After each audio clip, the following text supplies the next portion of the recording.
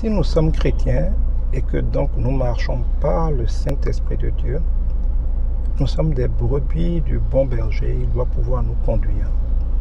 On ne peut pas obéir à Dieu, suivre Dieu, faire la volonté de Dieu et rentrer ainsi dans les bénédictions que Dieu nous a destinées sans être capable de suivre Dieu. Et pour être capable de suivre Dieu, il faut entendre Dieu.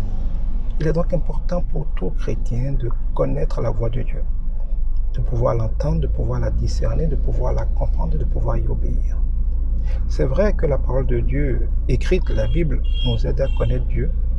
Et parce qu'on connaît ainsi Dieu, son caractère, sa parole, on peut reconnaître sa voix quand elle nous parle pour ne pas prendre d'autres voix pour la sienne. Mais il est important d'apprendre à écouter et comprendre Dieu. Sachez déjà qu'à part quelques notables exceptions, on n'entend pas souvent Dieu de nos oreilles. On entend Dieu dans notre cœur, parce que Dieu est esprit et parallélisme, forme en communication étant, c'est à notre esprit que l'esprit de Dieu parle. Entendre Dieu, c'est donc discerner dans notre cœur, dans notre esprit, dans des choses qui relèvent plus de l'intuition, de la conviction intérieure. C'est des choses qu'on sent à l'intérieur un peu. On dit en fond, c'est-à-dire quelque chose me dit, je sens que j'ai comme l'intuition que, il me semble que c'est dans le cœur qu'on discerne la voix de Dieu. Mais pour pouvoir discerner la voix de Dieu dans votre cœur, d'abord il faut connaître la voix de Dieu, connaître la parole de Dieu. Parce que si vous connaissez quelqu'un, même quand vous dormez, il vous appelle sans regarder votre afficheur au niveau du téléphone, vous sentez que ça c'est la voix de votre femme, ça c'est la voix de votre père, c'est la voix de votre mère. Parce que vous connaissez cette voix. On ne peut pas reconnaître une voix qu'on ne connaissait pas.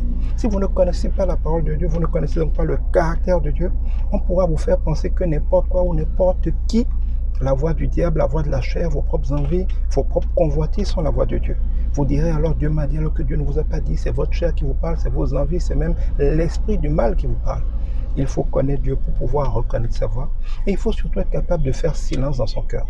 Laisser tomber les inquiétudes, rendre grâce à Dieu, être dans un esprit de paix, concentrer sur l'esprit de Christ, ne pas avoir ses propres pensées, ses propres raisonnements, pouvoir mettre son esprit au repos.